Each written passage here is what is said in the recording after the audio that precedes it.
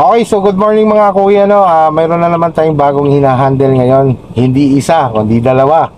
So, sila po ay mag-ina. Refresher course lang po itong mga ito, si Ma'am Dina, si Ma'am Tessa, no? Galing na sa driving school, pero kulang pa yung confident nila sa pagdadrive. So, kumuha sila ng refresher course dito sa amin para madagdagan pa yung kaalaman nila. So, Ma'am Dina, ready na ikaw? Ready na po. Okay, sige ma'am, ganito lang. Since na kayo naman po ay nakapag-drive na, may idea na, pakita mo lang ma'am sa akin yung natutunan mo. Pag may kulang po, dadagdagan natin. Sige. Okay, so si mami naman tiningnan lang natin yung status ni Ma'am Dina kasi mamaya ay more on doon na kami pupunta sa mga gusto nilang matutunan. So, ang purpose lang po talaga natin ma'am din dito, tiningnan ko lang po yung status ng driving niya.